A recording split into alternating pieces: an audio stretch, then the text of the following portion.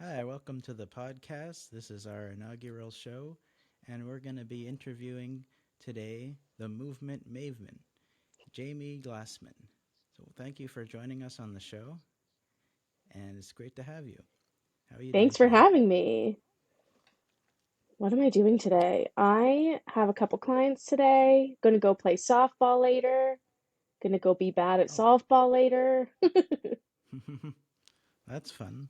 So, you're a kinesiologist and entrepreneur with your own business, and this, I feel, from listening to some of your podcasts, is a real passion for you and something that you pour yourself into.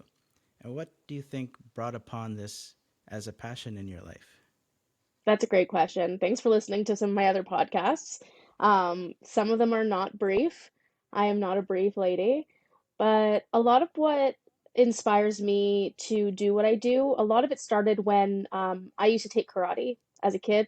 I took karate for 12 Oh, years. I taught for 3 years, and I just always loved to teach and inspire and empower people. Not even just with exercise, just in life. And no matter how I was feeling, I always felt like karate was an accessible space for me. I always felt like I was seen and heard for who I was in that space, outside of it just being a place to get exercise, learn self defense, whatever it is. So hmm. I got recommended to me to go do kinesiology because I was like, I don't know what I want to be when I grow up. There's like six options, like lawyer, accountant, doctor, and three others I can't think of off the top of my head. So I like had no idea what kinesiology even was, and then I went to Guelph, did my undergrad there, and almost became a dental hygienist because Hmm. I wanted to wear running shoes and comfy clothes all day, and then found a postgrad that suited me and helped me bridge that gap from school to practice. So that really helped me get my foot in the door. Wow, so like a lot of different interests as you were figuring out what you wanted to do. And I think a lot of people have that, not knowing exactly what they want to do in their life. And it's great to hear that you ended up doing something that you love and found that through experimentation and seeing what you enjoy and what connects with what you're good at, and putting efforts towards the types of things that interest you. Thanks. Which podcast episodes did you listen to? The one with the, I forget what it's called, the with the female audience, Oh yeah, Fun Size Femnation. Fit. Oh, I Femnation. Oh yeah, I did yeah, that was Femnation. yeah, that's awesome. That was a fun one, especially because like I just saw her speak once and then I emailed her being like, "Can I come on your podcast?" So that was really, really fun because it's one of those things where you're like, when you don't know what you're walking into, it's almost more fun because then you get to just like show up however you are based on how someone else perceives you and see where the conversation goes. So that's fun. Yeah, and that's kind of what I want to do with this podcast, which is about getting to know people's inner minds and inner worlds, and because everyone has their own view of life and they have a different world going on in their head. And so, what I wanted to ask is like, how do you see the world? Like, what kinds of thoughts come into your head on a daily basis that would describe your view of the world? I guess like the best way that I can to summarize how I feel on a regular basis is just like the general blanket question, why are you like this? Hmm. So with that, a lot of it, and it sound a lot of like my terms of phrases sound super negative at first, but they're actually coming from a place of curiosity for me. So a lot of, and that can be good or bad depending on like whether or not I'm driving. So with that, I find that the biggest part of, and I say biggest a lot because there's a lot of big things, and I have no self-control with language. A big part of what I do in my business is empowering people to believe in themselves and really just kind of making up for and adapting for where the system has failed them. So being able to like grow up the way that I did, where I had a lot of resources and opportunity, but also as an adult, I just got diagnosed 6 months ago with ADHD, which also presents Mm, differently in women. So a lot of women my age are starting to get diagnosed with ADHD and starting to realize that, like, yeah, the world felt harder than it should be because it was. But then also on top of that, our world is so overstimulating now. So I'm constantly thinking about, I was the last generation to grow up as the internet was evolving. And now mm, generations are growing up with the internet already being here. So not only does that impact like our availability of knowledge, but also the quality of knowledge, who we trust, how we build trust, how we access resources, how what our risks are different now.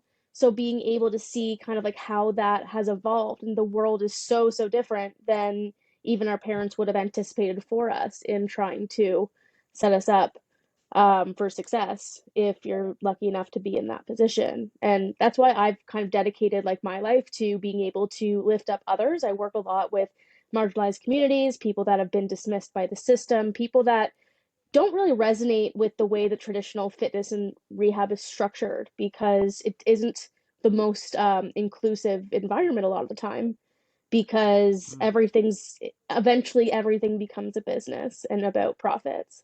So, which is a very blanket general statement, but I believe it is fairly true. So, I try to create accessible resources for people to actually feel seen and heard, to actually feel like they can make exercise accessible to them, to really identify what it means to have health.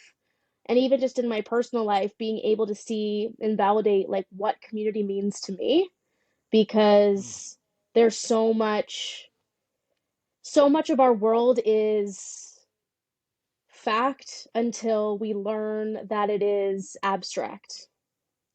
And mm. what I mean by that That's is interesting. that we learn something as a kid, as an adult, and until we identify that like either our perspective needs to change or our perspective does change because new information comes in, we don't know anything else otherwise.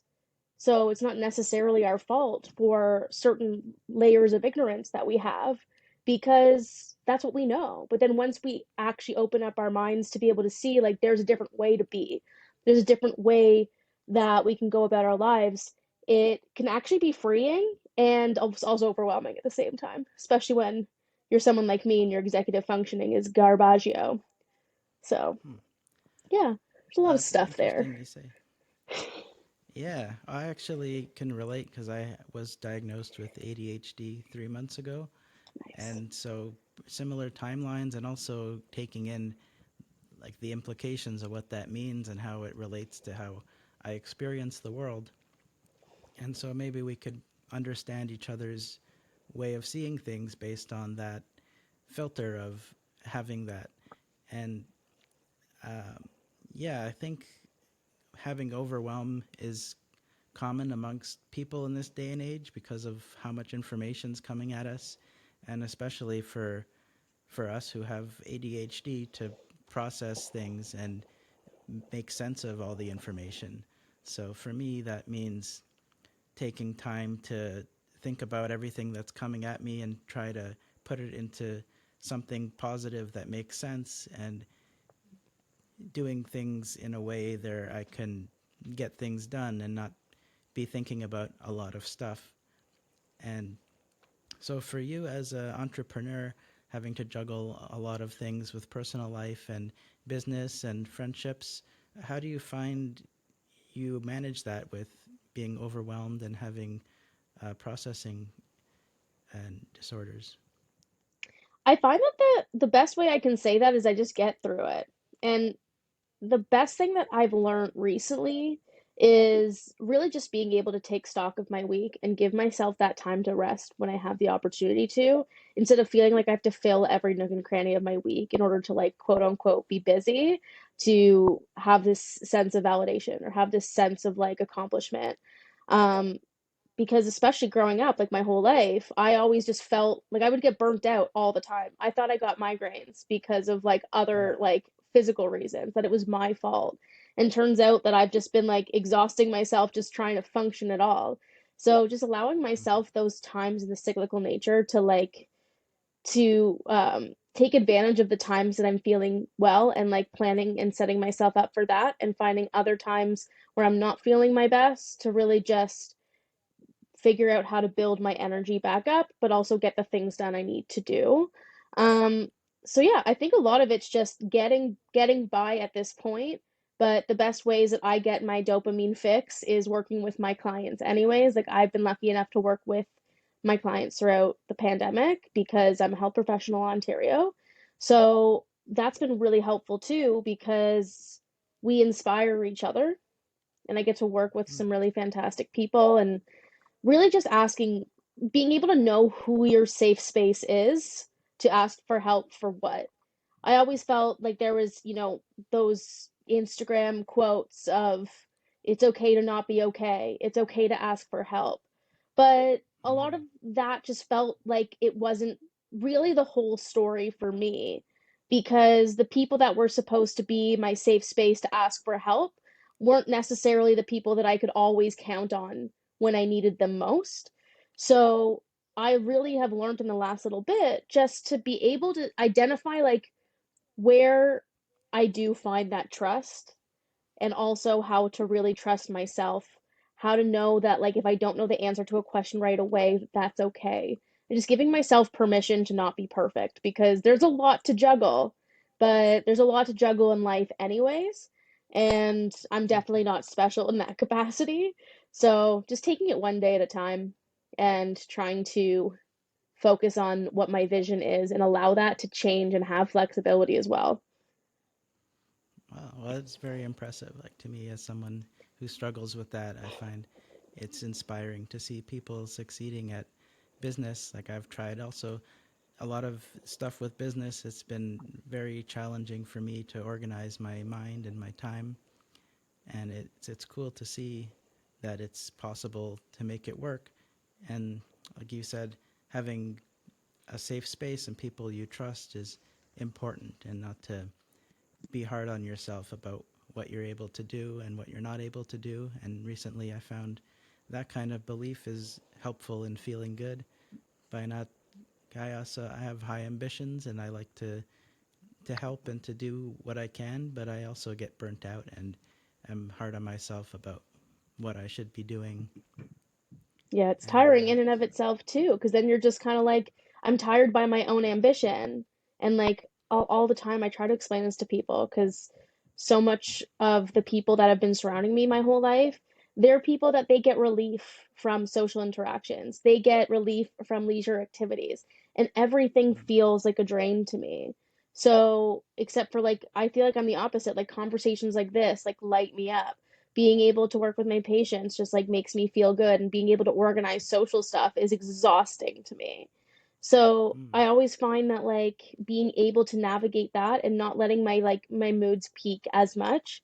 So like the question that I get so frustrated with all the time is when something's coming up. For example, I also started hosting karaoke once a week, and I've had 15 karaoke birthday parties. Like I have been doing mm, karaoke. That's like my one of my like stress relievers is just being able to go sing to a room of strangers and go home and mm, not coordinate with anybody, just go by myself, sing to some strangers, go home, have a glass of wine, call it a night. But I find that people ask me, "Are you excited?" And I'm like, no. I'm also kind of annoyed that you asked me that question because to me, excitement is energy. It's exhausting. And especially if you get excited for something and it turns to not be what you're expecting it to be, it can be that much more defeating and exhausting as well. mm, So the best thing that I try to do is maintain a sense of neutrality because things don't need to be positive or negative in order to have value, and you also don't have to have like a lot things certain levels of happiness in order to like for what it doesn't even make any sense like now that I even try to explain it. So that's what I get so most frustrated by is being able to like navigate other people's expectations and then also my expectations and identify what's actually real or not. And I've done a lot of like work on myself as well. Like I've done a lot of therapy, I've done a lot of DBT, and I found that that's mm, super helpful, especially with like emotional regulation. And then even around like being able to navigate your own ambition, being able to identify the how is the hardest part. It's never really the Mm. why for me. I know why I do what I do, but how and what I need to do in order to get there is usually like the scariest part because I'm like, I'm just floating in the abyss too. So I feel you Mm. there. It is just as you say that, I was like, I feel that too all the time. That's a good way to put it, floating in the abyss. And I've heard from people using terms like that, which speaks to me, and I think is a good way of articulating existence. Is we don't know what'll happen, and we're just kind of here experiencing things. And sometimes we get this idea that things will progress in a certain way or how we imagine it, but reality is just the here and now, what we are experiencing in the moment. And to be able to be at peace with that is really important, I think, and a way to enjoy life.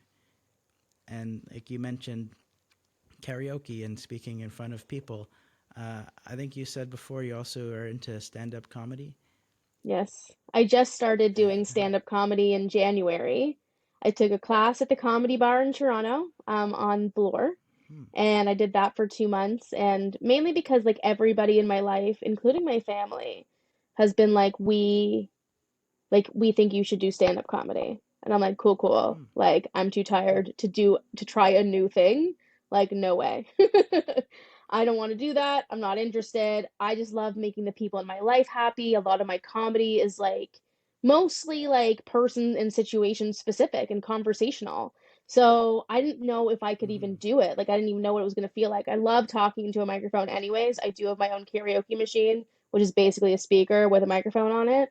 So, like, if I ever want to perform, I always can. But really being able to integrate myself into the comedy world has just been so interesting because it's another sense of community that I didn't know that I needed. And it's yeah, another sense of being able to see where the limitations in our system are in all fields. Like I've gotten a lot of advice coming into comedy. Like I haven't, been a person for 33 years, especially a woman in the world that, this is how it's going to be. And most of it is stuff that I have not heard that I have heard before. It's not new. It's just a matter of being able to like work your way through what already exists to be able to see whether or not it functions in the way that fits for me. And I knew it wouldn't right off the bat. I don't want to go to open mics at 10 or 11 p.m. on a Wednesday when I have to wake up at 7 a.m. the next day to work with my clients and have my energy for them. But at the same time, being able to go and give yourself a shot to try, it's the most low stakes situation for me, especially because everything that I do in my life otherwise is is really tied to my own ego, my reputation, my level of success. Even if it is about 90% about helping people, it's about how whether or not I can help people, whether I help people more than others. Those things are always creeping into my brain either way, no matter how much I try to like shove them down. So comedy's hmm, been pretty fun, and I'm pretty surprised because my parents have basically given me full license to joke about them, which are the same people that hmm. as a kid were like, "Don't talk about us to other people." So that seems pretty good. Wow. And what do you find that you get from comedy? Is it exhilarating to you? Do you find it's a good way to gauge how people see you or feel about your ideas? I think it's just a different forum to get my words out. And it's Hmm, really I'm not someone that's driven by exhilarating feelings. I'm not someone that's a thrill seeker in any capacity. I just started maybe watching scary movies, not mainly because I'm hmm, curious about the plot, but I find that it's almost relaxing for me. Because I said before, like it's pretty low stakes for me. I'm not trying to become a famous comedian. I'm not trying to be the most recognized comedian in Toronto. Like I don't need to make it anything that already exists. It's more about being able to provide joy to other people, make people smile, tell the stories I've been Hmm. telling my patients and my friends for years. And I've seen over like probably 1,000 patients at this point, and they've all Wow. heard all of my stories and repeating them so many times after a certain point, I'm like, maybe I should try more people all at once, see how that goes over. And it's Yeah. just a different environment. Like most of the comedy I've done so far hasn't been in a completely dark room. So it's so much easier when you can't see everybody. But also, I love public speaking anyways, which apparently makes me a psycho, according to most people who it's their greatest fear on earth. But Oh yeah. small group That's was. parties are my greatest fear on earth. So, we all have different things. Hmm.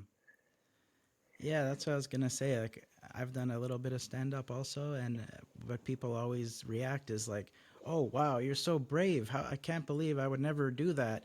And yeah, to me too, it's like I'm scared of every social situation, so it's just as scary to talk in front of a lot of people as a few people. And from hearing you, what you're saying, it's low stakes to you. I think a lot of people would find that surprising because they find it so scary to put yourself out there and have others judge you basically in a live setting. And so it's a valuable skill in society. Like a lot of people highly value the ability to do public speaking because they themselves are so afraid of it. So I think it's great that you identified that as a talent of yours, and it's highly regarded in our society.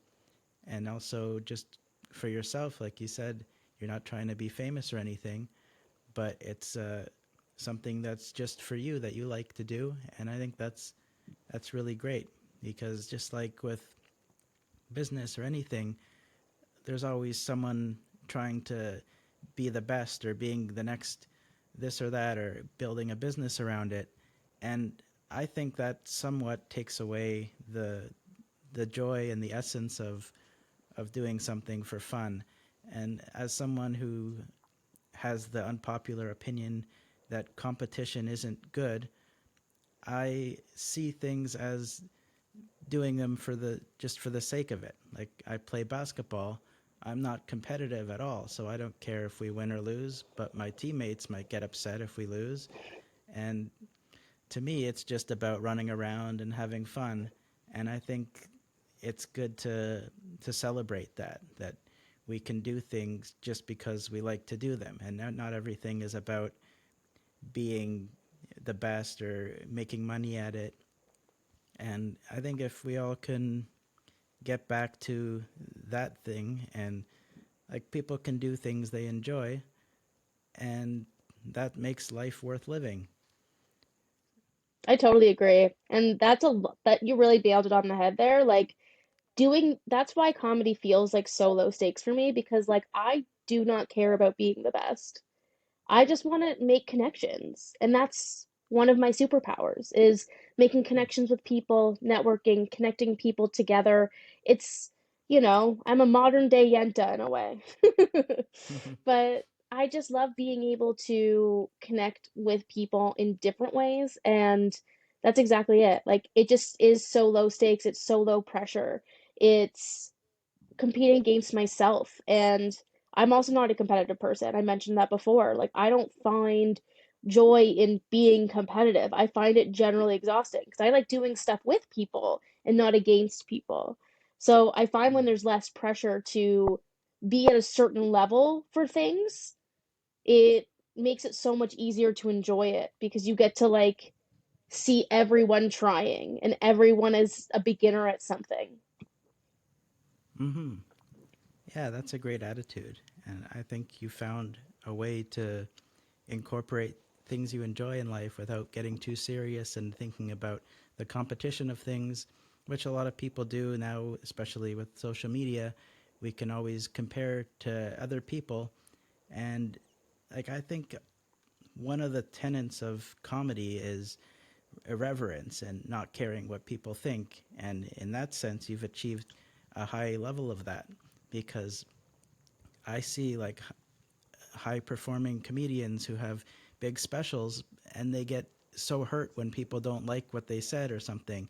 And that's just not what comedy is about. If you really care so much what people think, then you shouldn't be in comedy. Like, it's just about what you think is funny and you're expressing yourself. It's not about making people laugh or getting approval. And like, to take the ego out of the art is a really beautiful thing.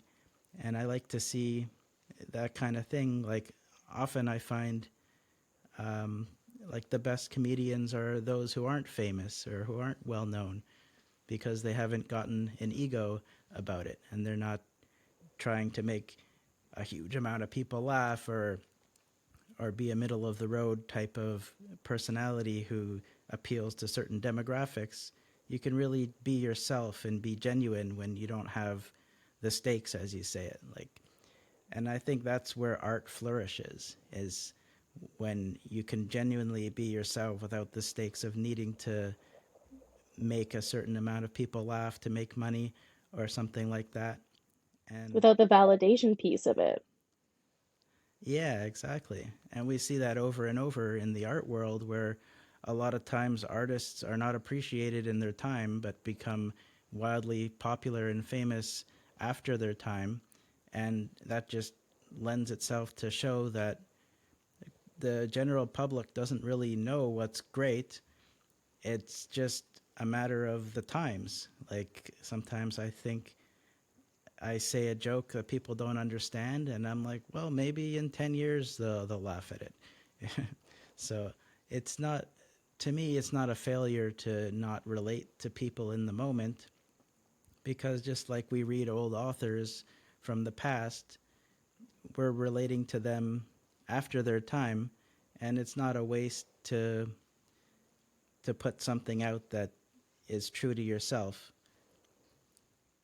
It's so interesting that you say that because I was thinking about that today, like right before we got on the call, where I was like, the last 10 years, so I've been a kinesiologist for 10 years, and I've just been stressing so much about what my strategy is, who I help, how I market, how I get to understand these people, really making sure I understand like business and how that works. I still don't actually know how it works, but you know how to ask the right questions eventually. And now that I'm in my 30s, I'm starting to see people a little bit older than me, a little bit younger than me, starting to go through different things and starting to see the patterns and starting to see the habits, and everything that I've been doing has been training me to get to this level that I was doing enough before.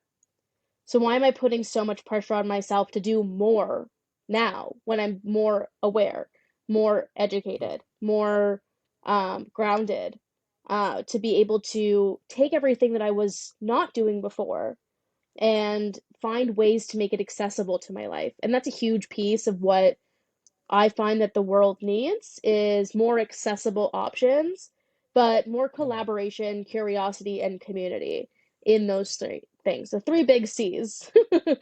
So being able to actually know how to ask for what you need, but also identify that it's tiring and it's okay to just get that help from someone that's going to advocate for you or with you. And that's a lot of what my strategy is with working with my patients, is just really, I call it wearing people down emotionally, which a lot of people don't like because it sounds super negative, like I said before.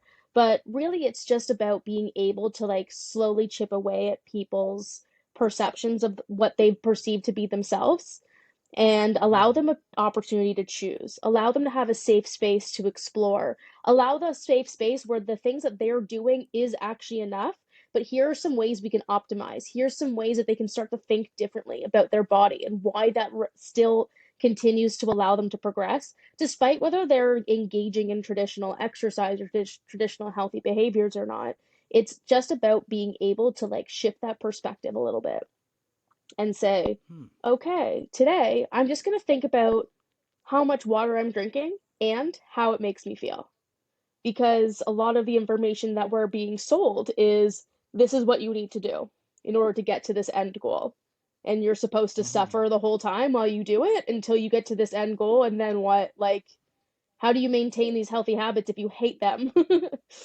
So, being Yeah. able to slowly ease people into being curious about what their body can do when their alarm signals aren't continually going off, when they're not exhausted all the time. Do you know how frustrating it is for people when they're being told when they have chronic pain, when they have like movement disorders, when they have illness, when they have executive functioning issues like us ADHD baddies, which is I'm trying Hmm. slang. It's super not going great for me. But being able to like actually give people a chance to be successful in where they're at instead of saying, "Oh, you're not doing enough." I'm actually doing as much as I can, and that's the problem. There's no space left. So how do we create that space? And that's what wearing people down means. It's about being able to find out where their bottom is and what they can actually do to give them that relief and to open up their lives and their hearts and their bodies and their energy more and more to allow for more joy, allow for more things that they can do that are good for them and not just adding more work to their life that's already exhausting. Hmm. Yeah, that's well put. Like basically finding yourself where you are and being okay with that is the way to progress and move forward. And like I found, I was in a mental health hospital program here also in the city, and Mm-hmm. like I had a lot of stress and anxiety, and I met a lot of like-minded people going through similar things, but with various conditions. And I found just being surrounded by others with compassion and empathy helped me to appreciate things and to realize where I'm at and not be hard on myself for what I'm able to or not able to do. And I think a lot of people found value in feeling validated in what help they need because we're coming out of a generation that is very against being helped. They're very stoic and they don't want to go to therapy and they don't want to have to be on medication. And like all these things that could help them, they don't want to invite into their lives because of preconceptions. And for me, it was valuable to say, look, it's okay to need help, and like everyone needs help at some point, and it's good to relate to others that way. And yeah, like moving forward, you don't have to always be putting your foot on the pedal and getting ahead so much. Sometimes you need to step back and care about your health. Like in your field, you're helping people who sustained injuries. And a lot of times people get those injuries because they're trying to move forward too fast. Like I was one point trying to dunk the basketball and I'm like 5'8" and white, so it's not that easy and I was training way too hard and got hurt, and then it set me back and I was depressed about that. So just like taking things in smaller steps I think is valuable, and not being hard on ourselves. Yeah, I love that. Thanks. So where do you feel you are in your journey in life? Like you've done a lot and it sounds like you're an ambitious person that's enjoying what you're doing in life and has some struggles, which we all do. Where do you see yourself on the path of where you're going? That's a really good question. If I got this question like even 6 months ago, I think that it would be like I would have no idea how to answer this question. But I really think like where I'm at right now is the time that I'm supposed to be in, especially because like I felt like I was in my 30s since I was 12 years old. So now I'm finally in my 30s and I'm like, yeah, this is where my personality fits in. All of my friends and family are getting pregnant. They're slowing down. Finally, I'm so excited about it. And I'm just kind of building kind of like my future in my life and being able to see the way that have been able to impact people for the last 10 years, seeing the relationships I've built, being able to see the impact I have in the world. At this point, I think I'm starting to be braver about putting myself out there in a more meaningful and consistent and bigger way. And I don't know exactly how that's going to work out. Like I said, having expectations is like the biggest downfall for me, but being able to see my vision, which is being able to help more people get access to care, feel seen and heard. I think just being able to put my voice out there at all is a huge thing for me, and being able to engage in the things I love and being able to enjoy them and manage my stress so that I can live a longer and happier life is really the biggest priority. So, in terms of like, where am I going to be in the next 5 years? I don't know. Probably in the same Mhm. apartment because I love it. But I think a lot of it really comes down to I think that at this point, I am building more community options and being able to build a community around me that really relates and resonates with me and the struggle that I've been experiencing and haven't been able to get support from because I haven't found my people. And once you find your people, and in the last like 10 years, I've really found my people along the way, and I know there's more people to come, it really makes it a lot easier to be hopeful about the future. Yeah. So you say you found your people. Like, which people in your life are part of your community? Oh man, so many different areas. I find that there's people that I've known since high school and university that like we've just been able to kind of either grow like perpendicular, like sorry, parallel to each other, or we kind of like went away for a while and then I've reconnected with them recently. And it was just the right time to be able to appreciate each other as opposed to if we'd stayed in touch for the last 10 years, I don't think we would be able to connect the way that we are now. And even just with my patients and the types of people I like to work with and that I get to work with, I find that our personalities just end up being very similar, and being able to have like diverse connections with people. I just talk to people anywhere I go. I'm obsessed with fountain pens these days. That's my most Hmm. recent hyperfixation. So being able to go into the pen stores and talk to people, or being able to go to like the Christmas market in December and being able to talk to all the vendors and just being able to resonate with where people's experiences are at is basically how I build community. And it's not necessarily like one specific like demographic of people. It's just people that want connection. And I feel like we can all relate to that on a certain level. Yeah, definitely. I think that's a key thing that I notice a lot of people looking for is community and connection, and that's what I hope to help people see how to do with this podcast is get to know people in a deeper way and open up conversations between people who might be in different worlds. And like since I was young, I found people tend towards people who are similar to them. And I always thought, why? Like, why can't someone who's completely different, a different age, a different race, just connect with someone very different and they'd have a lot to learn from each other? And I think, in terms of the world getting along, it would be helpful for people to be open to connect with others who are different, who might not share their opinions or their values, but can find a way to connect as human beings, just in the sense of being having a human experience.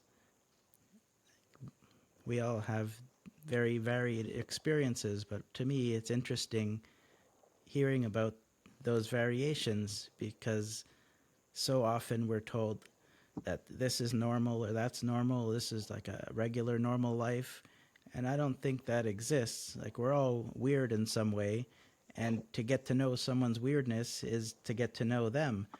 Like in the comedy world, if you said somebody is a normal, average comedian, that would be an insult. Like, you want to be known as insane. He's like, you got to see this comedian. He's insane. Like, that's people say insane is a bad way to describe someone, but in the art world, you want to be anything but normal. And we're Yeah. all artists in some way because art is just an expression of who we are, whether we're doing it through talking or through painting or any other medium. And I want people to be able to experience who they are to their fullest. Like people should be able to express themselves and go for their dreams, and that's what I want for people in the world. Well, you're So doing a yeah, service by just having this podcast be an option. So thank you for having me. yeah. Thank you so much. I appreciate your inputs and your stories, and I wish you all the best. The Movement Maven at themovementmaven.com. I'll definitely be recommending friends who need some support and could benefit from your services. And Thank you thank so you for what much. you do. Yeah, Amazing. This was thanks so again. fun. Thank you for having me, and I'm always happy to come back. Thank you. Awesome.